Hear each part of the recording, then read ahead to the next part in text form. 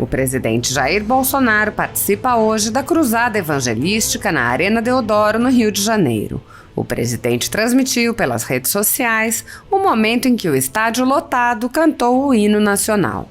Há 10 anos, a Folha Política atua noticiando fatos, discursos, argumentos e denúncias que são obliteradas pela velha imprensa.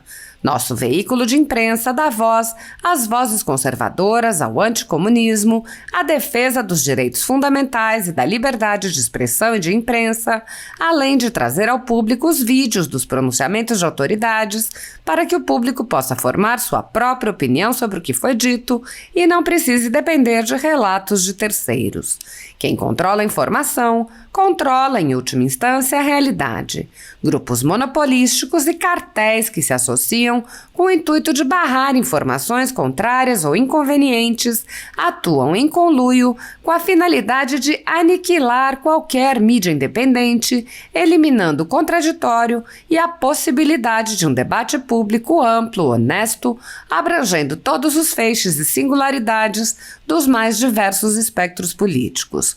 Controlando as informações, o cartel midiático brasileiro tenta excluir do debate e, em última instância, da vida pública, os conservadores e os veículos que dão voz a essas pessoas.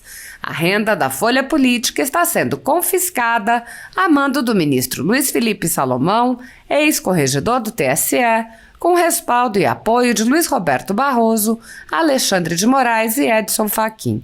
A decisão confisca de forma indiscriminada todas as receitas advindas do YouTube, indicando claramente que a intenção não é a de excluir conteúdos específicos, mas sim de calar o canal e eliminar a empresa. Há mais de 14 meses, toda a nossa renda é retida sem qualquer justificativa jurídica. Se você apoia o trabalho da Folha Política e pode ajudar a evitar que o jornal seja fechado, doe por meio do Pix, cujo QR Code está visível na tela, ou por meio do código ajude@folhapolitica.org. Caso não utilize Pix, há a opção de transferência bancária para a conta da empresa Raposo Fernandes, disponível na descrição deste vídeo e no comentário fixado no topo. Há 10 anos, a Folha Política vem mostrando a realidade da política brasileira e quebrando barreiras do monopólio da informação. Com a sua ajuda, poderá se manter firme e continuar a exercer o seu trabalho. Pix ajude@folhapolitica.org. Assista!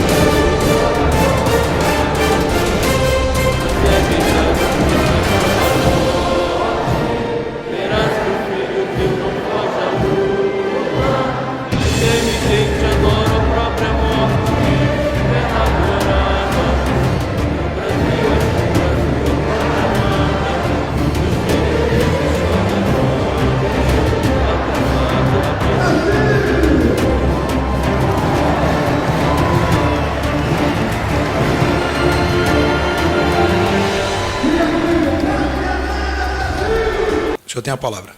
Alô? Bom, muito obrigado pela oportunidade, deputado Daniel Silveira, na pessoa de quem eu cumprimento os demais palestrantes aqui presentes, que participaram dessa audiência.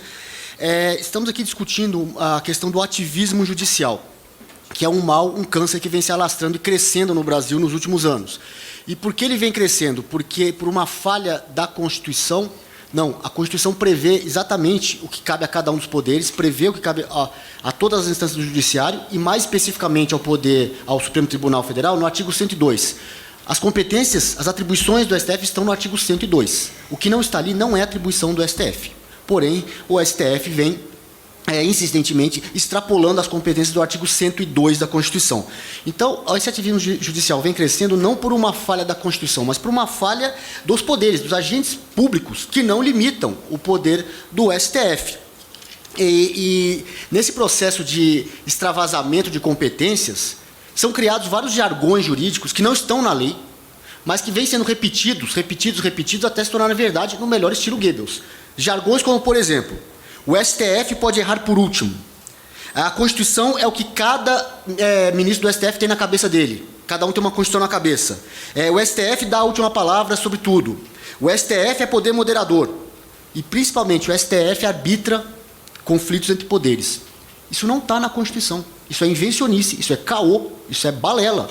Mas alguém falou, não digo nem que foi um ministro do STF. Algum doutrinador fala isso, e as pessoas saem repetindo, e como a colega Mariana Cardoso disse, as pessoas, quem não é do direito, começa a acreditar que isso é verdade, que o STF pode tudo. A lei é só uma referência ali. A lei, mas eu vou fazer o que eu quero. Se eu quiser revogar a lei da gravidade, eu revogo e pronto. E o problema é da gravidade, mas é inconstitucional. Nós estamos nesse ponto. E a artimanha para isso, com todos esses jargões inventados e vários outros artifícios que são usados, é sempre assim, a consolidação do entendimento jurisprudencial num caso pequeno, sem importância. Você extravasa algum dispositivo constitucional num caso sem importância, aí você tem um entendimento jurisprudencial produzido. Aí você aplica num caso um pouquinho maior, depois um pouquinho maior, depois um pouquinho maior, de repente começa a prender parlamentares, a fazer busca e apreensão na casa de empresários por causa de WhatsApp, porque lá atrás extravasou um pouquinho o limite das atribuições constitucionais do Poder Judiciário. E aí está extravasando tanto que nós já passamos do ativismo judicial. Estamos aqui discutindo o ativismo judicial, mas já estamos no ativismo político. Ativismo judicial seria quando o judiciário começa a produzir leis, começa a julgar, mudando leis e, portanto, produzindo uma nova lei, fazendo com que aquele entendimento seja uma nova lei, né? Esse é o ativismo judicial. Esse seria, assim, se a gente comparar com o futebol, seria o apito amigo. Um juiz que deixa de marcar um pênalti, expulsa um jogador do outro time, como hoje em dia não expulsa o jogador, mas derruba perfis na internet, faz todo esse tipo, silencia, censura as pessoas, é como se expulsasse um jogador do outro time. Esse é o ativismo judicial. Nós estamos hoje no ativismo político. Hoje um juiz, como um juiz de futebol, é como se ele pegasse a bola, tabelasse com um dos times e chutasse para o gol. O que está acontecendo é isso, eles estão sendo ativos na política.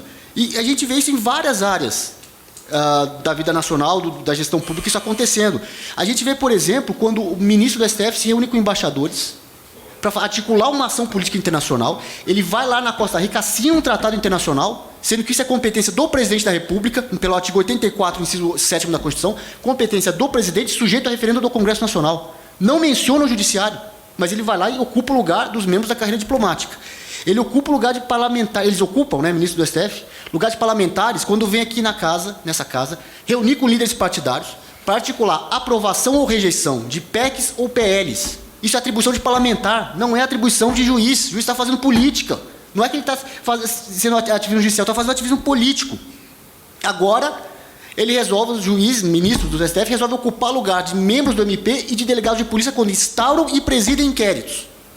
E, assim, criam crimes. Antigamente estava se criando crime por jurisprudência. O exemplo mais famoso é a conduta de homofobia, que não é crime, que não está escrito em nenhum lugar do Código Penal ou da legislação correlata, mas o STF entendeu que é equiparado ao crime de racismo, por jurisprudência, dando interpretação extensiva à lei penal, que é um preceito básico do direito, da garantia do cidadão, que não se pode dar interpretação extensiva para a lei penal. Isso a gente aprende no primeiro ano da faculdade de Direito, mas eles foram contra isso. Eu fico vendo agora os professores ensinam para os alunos, não pode dar interpretação extensiva para a lei penal. O aluno vai lá e cita a decisão do STF com interpretação extensiva da lei penal.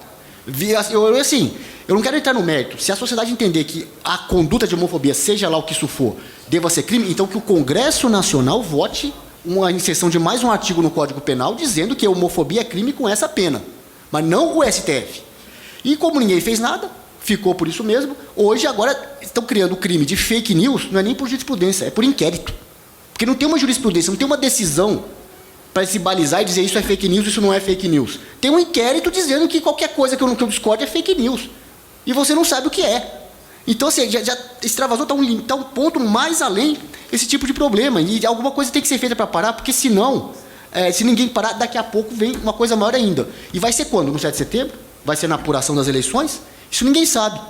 Então, é muito complicado. E quando o Supremo faz esse tipo de coisa, ele extrapola, ele está, assim, atacando o artigo 2, o artigo 2º da Constituição, quando fala que o Brasil tem 3 poderes independentes e harmônicos entre si. É um poder, hoje, na República, que está coagindo os outros 2. E isso é reconhecido por uma parte dos membros do Legislativo e pelo chefe do Poder Executivo. Está havendo essa coação. E quando há essa coação, o único dispositivo constitucional que poderia ser aplicado, que fala de arbitrar essa divergência dos poderes, é o artigo 142, quando diz que cabe às Forças Armadas garantir o exercício dos poderes. Veja bem, o artigo 42 não fala em fechar poder, não fala em destituir membros de poder, não fala em colocar tanque na rua. Isso aí são interpretações equivocadas que muita gente que não é do ramo jurídico deu para esse artigo. O que ele fala é garantir a dependência, o exercício dos poderes de um poder coagido contra o poder coator. E hoje a gente sabe quem é o poder coator e quem são os poderes coagidos no Brasil. Então, cabe às Forças Armadas, instituições de Estado, sentar numa mesa, negociar e falar cada um o seu quadrado. Esse é o papel que está previsto no artigo 142 da Constituição. E o artigo não fala em defender fechamento, mas, como a colega também, Marina Cardoso, bem colocou, a livre opinião tem que ser garantida. Devia aqui no Congresso, por exemplo, defender o parlamentarismo. E quem defende o parlamentarismo estaria defendendo, vamos dizer assim, o fechamento do Poder Executivo. Na verdade, é a redução dos poderes do Poder Executivo. Mas também você pode defender a monarquia.